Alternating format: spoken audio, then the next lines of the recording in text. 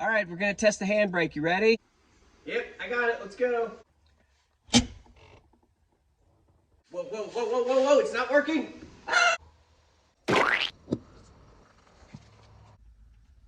Well, I guess we gotta fix that.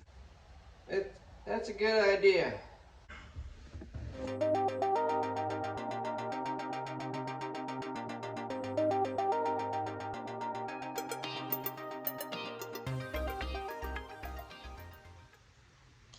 Okay, thank you for that brief and pointless feature.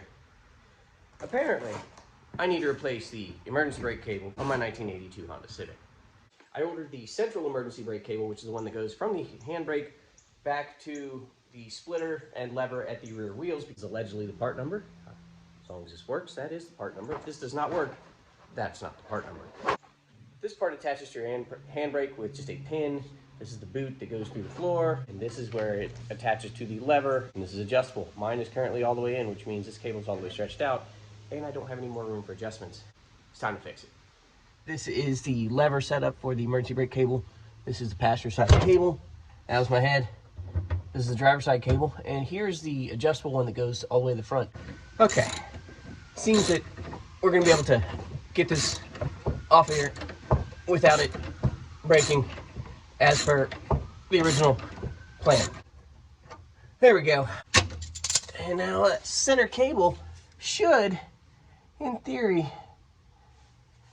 pull right out the handbrake side inside the car. This little cotter key right here, that's our cotter key and our pins. There we go. Got that cotter pin out, and don't worry, we're gonna replace it with a new one. We've learned our lesson on that one, haven't we? Now this pin should just pop right out. We should be able to pull it out this side.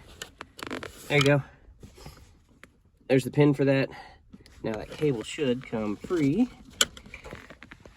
and we should be able to pull it straight out of the car. Oh, no, wait, there's a series of bolts. This is 3/8 drive, needlessly long extension, and a 10mm deep well socket. All right, that's out of there. Now, this bracket out of the way, we should be down to just our cable and our little rubber piece. Why does that not want to go anywhere? Is it held under the car somewhere? Using my astounding powers of observation, I've been able to deduce that I need to get these heat shields off the bottom, or at least one of them. That'll be fun because they've only been on here for 35, 40 years, you know, something like that. They couldn't possibly be rusted, having been in the Midwest. Oh, it's turning. Huh. Okay, maybe I spoke too late. Oh, there's a second one right there. What's moving here now? That's a wiggle, so that's good. This almost seems like they want you to drop the gas tank to do this. We're gonna have to look at a book. As you can probably tell, things escalated quickly. You do indeed have to drop the gas tank. An emergency brake cable, if you can see through all the spider webs that I am not putting my arms in right now, is right there. And there is one more bracket that you do have to take off. So I don't know why Honda chose to do this, but now I know why people don't buy their stuff. I mean, that's just stupid. On the upside, I needed to take this gas tank out anyways because the sending unit, which is located right there, is not sending any units to my gas gauge. Look at the top of this tank. It is horrible. Look at all that. I don't even know what kind of spiders those are. No, I'm not touching that. No. Is that poop? I don't know. What? All right, so we're gonna vacuum and then we'll move on.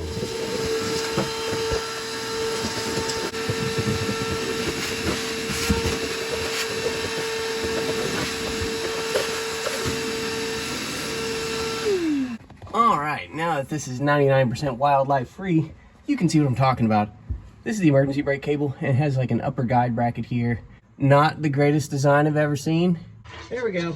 Now we finally got that emergency brake cable out. That was way more of a fight than I was expecting. This is the guide for this bracket right here, so we're good. So we can sort of get that one back into place if we know where that is. Put this cable back into this upper guide. Hopefully, yeah, there we go. I just don't need that to move anywhere, but this cable's releasing freely, which it does. Also, I just noticed these slip joint pliers I've had forever CT company out of Jamestown, New York. Good stuff. They've probably been around longer than I have. And we are back to where we started with this adjustable end going through here and through this pivot pin right here. I'm just gonna get it so that this rod is coming right to the end of this right now until we know how much adjustment we actually need. The rod is just coming through the end of this nut. We're gonna get the inside and we'll adjust it from there. Here's our cable. It actually goes right into here. Base of this, it's gonna be easiest to do if we've got the handbrake in the off position. That way we've got the most amount of cable to mess with. And we're not going up against the spring that's at the back. The only hard part is getting this pin in because you can't really see. You're just sort of wiggling around until everything lines up. There we go. Got it. I know my hand is in the way, but now you can see that pin is all the way through to the other side. We need a cotter pin. Every time I try to get closer, it just throws everything out of focus. All right, here we go. Got that new cotter pin in there, and that's bent. So all we gotta do is get our little carpety piece, grommet thing back down here, and make some adjustments. So for right now, there's still a lot of cleaning up to do, but I think we've got it adjusted pretty good. I cannot move that wheel, so the e-brake cable is adjusted pretty close. Not the easiest job in the world. I've got this adjusted, and the way to adjust it is you run it in, you pull the e-brake, you come out, and you try to move the tire, and you do that until when you pull up, the tire doesn't move anymore. Like, share, and subscribe. See you later.